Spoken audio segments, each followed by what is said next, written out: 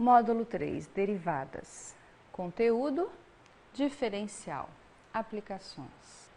Vamos ver este exemplo. Determine o volume aproximado de um invólucro esférico cujo raio interno é 4 centímetros e cuja espessura é 1/16 centímetros. Quando nós temos um problema, o ideal é que a gente consiga tirar as informações que nós temos de acordo com a teoria que nós temos como base. Veja, queremos o volume aproximado de um invólucro esférico, tem o raio interno de 4 centímetros e a espessura 1/16. Então seria, qual é o volume desta espessura 1/16? Que elementos nós podemos tirar aqui? Queremos o volume de um invólucro esférico. Então, a primeira informação é o volume que nós temos aqui é o volume de uma esfera, 4/3 de πr ao cubo. Esta informação nós buscamos na geometria espacial. Sabemos que o raio é 4 e que a espessura deste raio é 1/16. Então, essa espessura eu vou chamar como dr. O que nós queremos encontrar, então? Quem é o dv? Ou seja, quando eu coloco essa espessura de 1/16 nessa esfera, qual vai ser o volume, né, dessa casquinha da esfera? Como fazemos isso, então? Veja, nós estamos usando a seguinte definição, que o dy é o f' de x vezes dx, ou ΔX. Então, esse dy representa a variação na função. O f' de x, a derivada. O dx, a variação naquela grandeza que é a variável independente.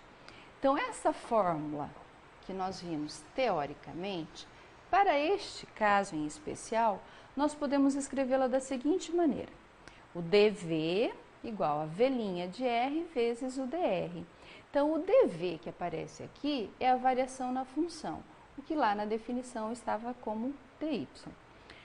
V' de r, então é a derivada da função no ponto r, que equivale ao f' de x da definição. E o dr equivale ao dx. Então, vamos lá. O v' de r é 4 πr ao quadrado e o dr 1/16. Quando nós substituímos, então, o valor do r igual a 4, nós temos o dv, 12,6 centímetros cúbicos. Ou seja, quando nós aumentamos uma esfera de 4 centímetros de raio, quando nós fazemos uma casquinha, vamos dizer assim, de 1/16 de espessura, essa esfera vai aumentar o seu volume em 12,6 centímetros cúbicos. Este dv que nós calculamos, então, é um aumento aproximado. Agora, poderíamos também encontrar qual é o aumento real. Então, nós poderíamos fazer esse mesmo exercício, agora supondo, né, a variação real. Então, eu acho qual é o volume total menos o volume da esfera inicial, usando os mesmos dados que nós retiramos no slide anterior. Fazendo essas operações, nós encontramos que o ΔV é 12,76 centímetros cúbicos. Este ΔV, então, é o aumento real do volume dessa esfera quando nós fazemos essa casquinha de 1/16 de espessura. Veja, então, o erro dá 0,16 centímetros cúbicos. Esse erro é grande? É pequeno? Como é que nós avaliamos isso? Apenas essa medida, 0,16, ela não nos diz muita coisa sobre a validade das nossas aproximações. Quer dizer, eu posso usar a derivada para calcular, para estimar essa variação no volume sem um erro muito grande? Quando nós temos apenas o número 0,16, isso não nos diz muita coisa. Para a gente ter uma ideia se esse número é grande ou não, nós calculamos o erro relativo. Então, o erro relativo é o quanto esse 0,16, né, ele representa da variação real. Quando nós fazemos esta conta, então nós vamos ver que o erro relativo, né, de quando nós calculamos o aumento desse volume pela diferencial em relação ao volume real, é de 1,25%. Esse 1,25% nos dá uma ideia melhor de qual é o tamanho do nosso erro. Então, um erro de 1% não é um erro muito grande, dependendo da sua situação. Este é um outro caso, um outro exemplo que nós podemos usar as diferenciais para calcular um valor estimado. Raiz de 27. Como podemos calcular a raiz quadrada de 27 pelas diferenciais?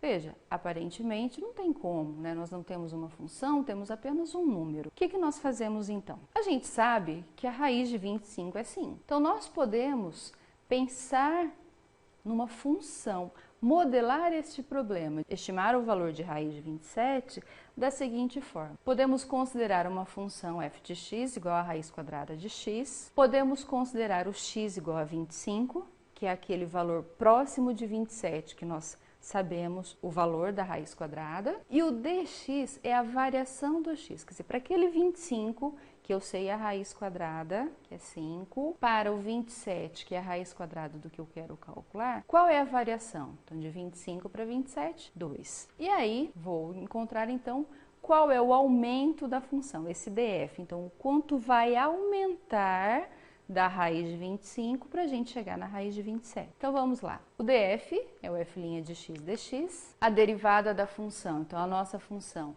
é a raiz quadrada de x, a derivada 1 sobre 2 raiz de x, vezes dx. Quando nós substituímos o x por 25, novamente, de onde nós tiramos esse 25?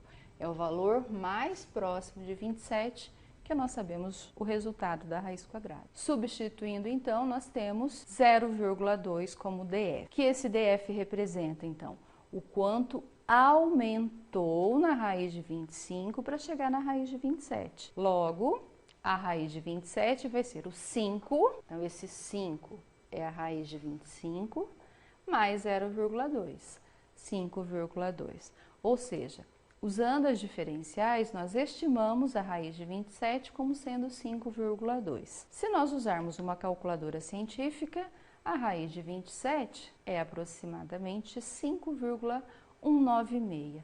Veja que o nosso erro é pequeno. Então, nós podemos usar as diferenciais para fazer estimativas, desde que a variação no x não seja muito grande.